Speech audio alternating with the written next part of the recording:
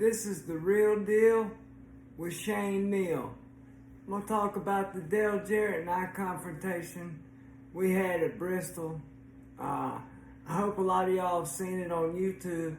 If not, you're going to have to go check it out after I tell the story. It's a funny story because back in the day, Dale Jarrett's wife, I think her name was Kelly. Her and my mom were really good friends when I was a teenager. I remember her coming over and them hanging out. And Jarrett was just one of those okay race car drivers in my eyes. He was never a Mark Martin.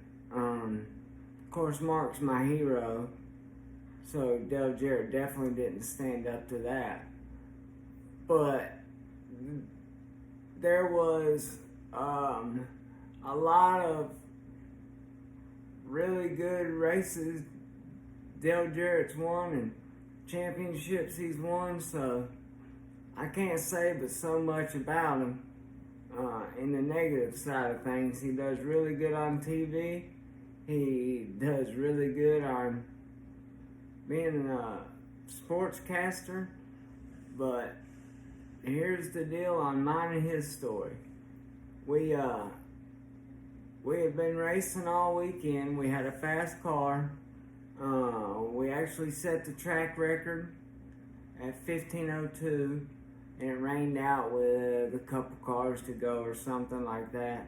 So we didn't get the track record, which was fine, but I was good at Bristol and I would have liked to have had that.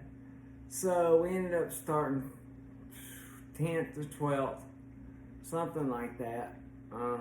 Passed a couple cars at the start and ended up having a flat tire and had to come in, and we lost 3 laps, I believe, and we made them all up under green. We didn't get the lucky dog. We weren't a team that got laps, so I was fast enough to pass the leader and get my laps back. Took all day though. It took about 200 laps to get 3 laps back for sure, because it was only about 25 to go when I finally got back on the lead lap, and I was passing cars. I'd wanted to run in the top 10. I'd always run in the top 10 at Bristol, except one time, and I'd gotten a crash in a bush race. But we were still very fast, and I had went to pass Dale Jarrett at the same time he was passing somebody.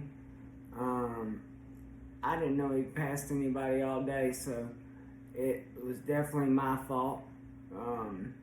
Caused a big ass crash.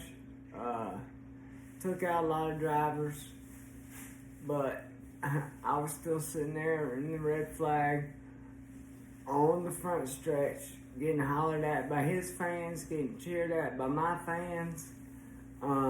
And then he got out of the car and walked across the racetrack all the way to me with NASCAR officials behind him, just watching. He walked up on me and, what all he said? He said, I'm gonna get you back. I'm gonna hurt you in the race car. You drive over your head.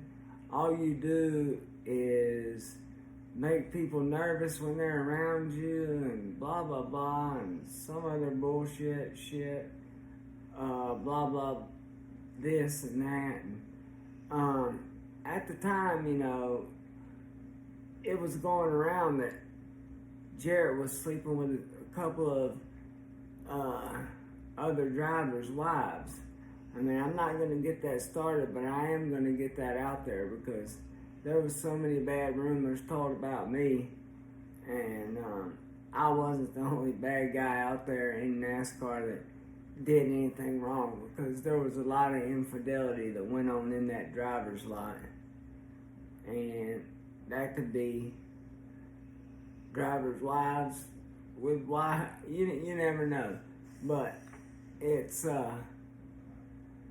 all I know is it was something to where I told Jarrett after he told me he was going to hurt me, injure me, that he was number one. I gave him the finger, and it cost $10,000, and they used to give me a bunch of shit about going out and partying and going to strip clubs and blowing money and this and that. And NASCAR said I just wasn't doing the right thing.